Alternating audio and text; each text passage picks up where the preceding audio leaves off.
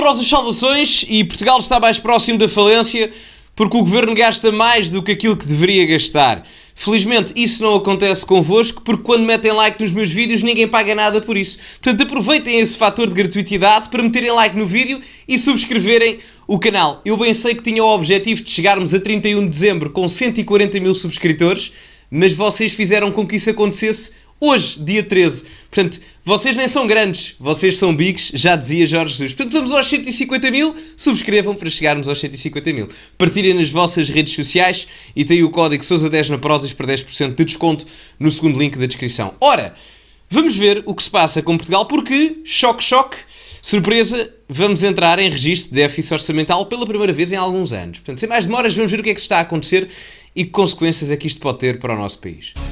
Olá, boa tarde. Começo este jornal com o balde de água fria nas previsões do Governo. O Banco de Portugal prevê o fim do excedente orçamental e um regresso ao déficit já no próximo ano.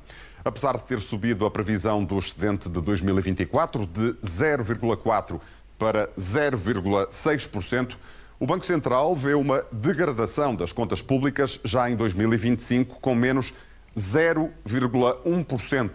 E que se agrava nos anos seguintes para valores a rondar 1%. As razões são o aumento da despesa e a redução da receita em resultado das medidas já tomadas e das que constam do orçamento para o próximo ano.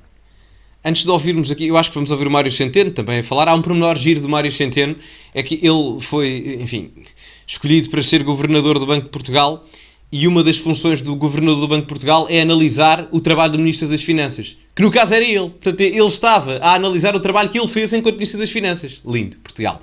Isto para dizer, porque é que isto acontece? Ora, isto é o nosso saldo orçamental e isto acontece, como é mencionado na notícia, devido ao expansionismo fiscal e expansionismo orçamental que o Governo aplicou neste Orçamento de Estado. Ou seja, os aumentos salariais na função pública e também o corte em determinado aspecto nos impostos, que já veio também do PS nos últimos anos, neste último ano, peço desculpa, faz com que entremos numa situação deficitária do ponto de vista orçamental. É sabido que, dentro da realidade europeia, nós podemos ter até 3% do PIB em déficit orçamental, embora no pós-Covid não seja propriamente recomendável estar numa situação deficitária. Eu também não sou o maior apologista disso. No entanto, isto é explicativo do que era o que o Governo não prometeu que iria acontecer. Ou seja, o Governo disse que iríamos estar numa zona positiva em termos de lucro, superávit, se quiserem assim, não é? E, na verdade, não vamos estar. Não vamos estar. E isto preocupa-me para o futuro, porque foi exatamente assim que aconteceu com o Sócrates, posteriormente a entrarmos a níveis de déficit de 6% e 7%, que em termos comparativos até foram superiores aos da pandemia. Mas enfim. Para o Banco de Portugal, mais despesa e menos receita vai levar as contas públicas ao déficit já no próximo ano. Prevê um regresso a saldos orçamentais negativos, a déficits, com deterioração estrutural das contas públicas nos 3 anos seguintes. Mário Centeno alerta para a despesa líquida, ou seja, não só o aumento dos gastos, mas a redução das receitas não compensada por outras fontes de rendimento para o Estado. Esse conceito de despesa líquida cresceu em Portugal 10,8% em 2024, muito acima daquilo que seria um referencial calculado com base no crescimento do PIB potencial nominal. Este desvio de crescimento não é sustentável. Várias coisas aqui que eu acho que merecem uma atenção. As pessoas podem dizer, mas estás a criticar a descida de impostos do Governo? Não. A minha crítica não vai para a descida de impostos do Governo, que, diga-se de passagem, a maior parte da descida de impostos total que nós temos neste momento nem vem do Governo do Luís Montenegro. As pessoas têm que ter noção disto. Vem do Governo do António Costa. E como devem imaginar, eu não sou o maior fã do Costa. Muito pelo contrário. Portanto, este branding mediático de propaganda que o Governo do PSD ou da AD fez no sentido de dizer baixámos impostos, baixaram impostos, mas a quantia principal da redução de impostos feita e implementada neste Orçamento de Estado para 25 foi a maior parcela feita pelas decisões de António Costa já para este ano 2024 do que propriamente pela AD. Isso é preciso mencionar. Contudo, eu gosto que haja uma redução de impostos. Agora, ao mesmo tempo, para não existir desequilíbrio da balança orçamental, é preciso que, se há uma redução de impostos, portanto uma redução daquilo que é a receita fiscal do Estado, é preciso cortar em outras áreas da administração pública, porque fazer isto que foi feito pelo Governo, no caso, diminuir impostos e aumentar despesa pública, isto é meio caminho andado para estruturalmente estarmos a falar de bancarrota. Aliás, há um exemplo muito giro, que é o da Liz Truss no Reino Unido, que foi uma primeira-ministra que esteve há 2-3 anos como primeira-ministra do Reino Unido, antes do Rishi Sunak, e ela implementou esta política que é uma espécie de neoliberalismo da pacotilha. Desculpem lá dizer isto assim, mas é baixar impostos, vamos lá sim senhor, e depois aumentar a despesa pública. E as finanças públicas ficam como? Não é? É que reparem, não querendo entrar por comparações futebolísticas, isto levado, este tipo de visão e de perspectiva pública de gestão orçamental, levado a longo prazo pelo Governo, seja ele qual for, é a mesma coisa que confiar no João Pereira para manter resultados positivos no Sporting. Vai ser exatamente a mesma coisa, não é? Portanto, é bom que nós olhemos para isto com preocupação. Eu não digo que isto é uma tragédia, ter 1% de déficit não é uma tragédia, não é isso que eu estou a dizer. Agora, o que é que me parece preocupante é que o Governo para 2025 deu garantias absolutas, e aliás, o PS viabilizou este orçamento com a garantia que o superávit orçamental iria estar em margem positiva, e agora a previsão do Banco de Portugal é que esse superávit orçamental não vai existir. Já estamos numa situação de déficit. Portanto, o Luís Montenegro não só enganou toda a gente, como enganou particularmente o PS. O que é giro, porque normalmente é o PS que engana a malta. É giro, não é? Portanto, eles agora ainda não se enganaram uns aos outros. Se é que, enfim. Portanto, isto para vos dizer que ainda há mais para ver, não se preocupem, não é? Mas isto para eu vos dizer que não é para criar alarmismo, mas é para me começar a deixar preocupado. Principalmente porque não era isto que estava estipulado. Se o Governo dissesse, atenção, se o Governo dissesse, bom, nós vamos implementar um aumento de despesa pública agora, neste ano, e também uma redução de impostos, porque precisamos de aquecer a economia, a curto prazo, numa perspectiva conjuntural, portanto, vamos fazer expansionismo fiscal e expansionismo orçamental, eu dizia, tudo muito bem. A curto prazo, tudo bem. Arriscado, mas compreendo. Agora, o que o Governo disse é, não. Nós garantimos perfeitamente que ao reduzir impostos e aumentarmos despesa pública, o déficit não existe. Quer dizer, figurativamente, não é? Mas não há uma situação deficitária da balança comercial, da balança orçamental. E a verdade é que há. Portanto, foi uma peta, não é? Foi uma peta. Mas era expectável em determinado aspecto. Enfim. De acordo com as previsões do Banco de Portugal, este ano ainda será de excedente e até maior do que o esperado pelo Governo, 0,6% contra 0,4%. Mas em 2025 já haverá um regresso ao déficit com um saldo de menos 0,1%.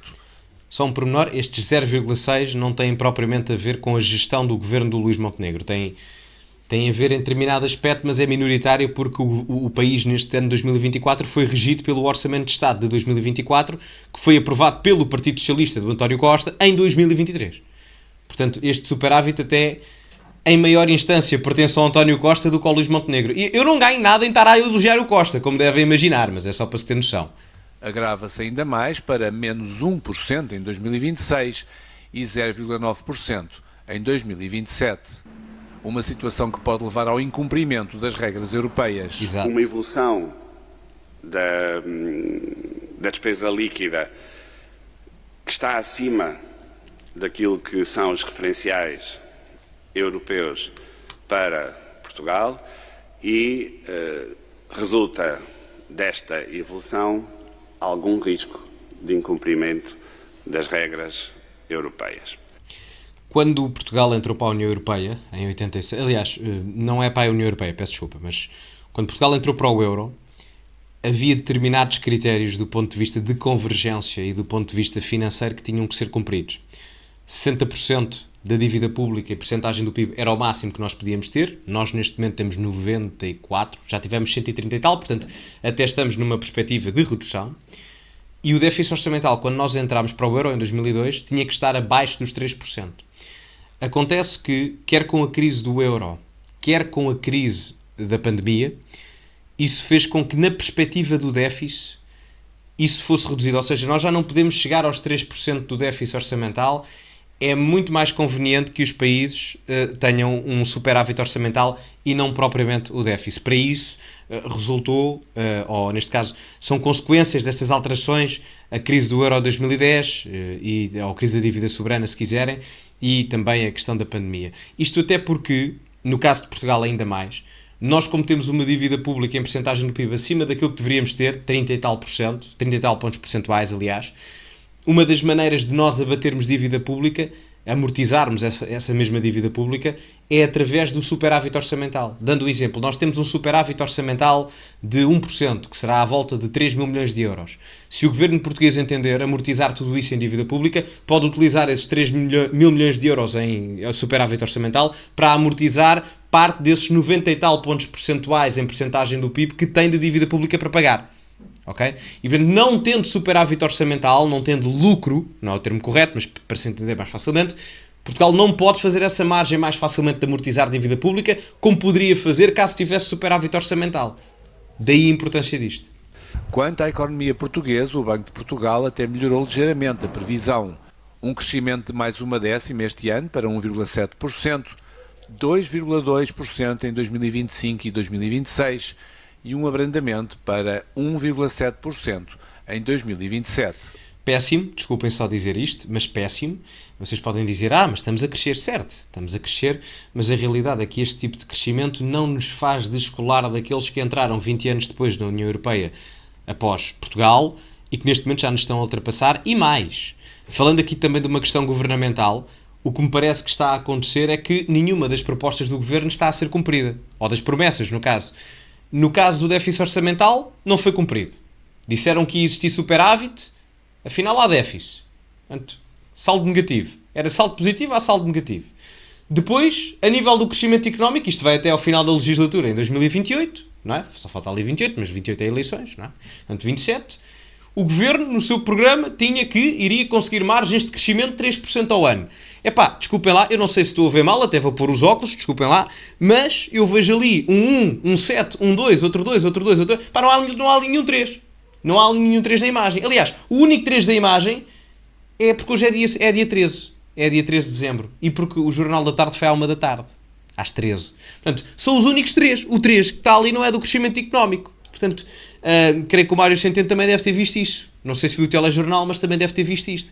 Portanto, eu olho para as promessas do Luís Montenegro e fico complicado, porque é no crescimento económico, é no déficit orçamental, portanto, vamos ver, não é? Fica complicado. Já para não falar que este crescimento mais acentuado de 2, qualquer coisa por cento é explicado também pelo facto de nós termos vindo da altura pandémica, entre 2020 e 2022, em que a atividade económica esteve, ora praticamente parada, ora muito limitada. E, portanto, tendo em conta que isto são comparações homólogas comparativamente ao ano anterior, isto significa que a comparação sucessiva comparativamente aos anos anteriores é mais fácil de crescer porque tivemos um decréscimo muito grande entre 2020 e 2022. Portanto, é mais fácil crescer quando vimos para baixo. Portanto, é por isto que isto me preocupa. Só aqui um pormenor, quem tiver curiosidade, veja o caso económico da Polónia, que dentro de 15 a 20 anos será o principal motor europeu, em termos económicos. É muito interessante. Investiguem sobre isso, só aqui um à parte. Eu sei que o vídeo não é sobre a Polónia, mas pronto. A dívida pública vai continuar a trajetória de redução, atingindo os 81,3% em 2027. Importante também mencionar que a dívida pública diminui também devido em percentagem do PIB, atenção, não em termos absolutos, diminui em percentagem do PIB, devido também ao fator do aumento da inflação. Porque depois, em termos proporcionais, como o PIB cresce mais facilmente por causa do aumento dos preços, não é? Porque os valores aumentam, depois em termos de percentagem a dívida acaba por diminuir, mas não em termos absolutos. E, portanto, termina aqui. De uma forma, isto é um vídeo um pouco mais técnico, mas eu acho que isto era um tópico importante, tendo em conta que era uma das principais promessas do governo e não foi cumprida. Mas pronto, digam-me a vossa opinião nos comentários, o que acham sobre isto, metam like no vídeo, subscrevam o canal, partilhem também nas vossas redes sociais, que ajuda imenso. Tem o código SOUSA10 na Prozis para vos dar 10% de desconto, não em déficit orçamental, mas na Prozis, ajuda imenso, em vários produtos, aliás, em todos, acho eu. Portanto, aproveitem. Sigam-me nas redes sociais, no vosso canto superior direito, @é igual em todas, TikTok, Twitter e Instagram, são as que eu tenho. Ficamos por aqui, meus amigos, e, como é habitual, acima de tudo, cultivem-se e até à próxima.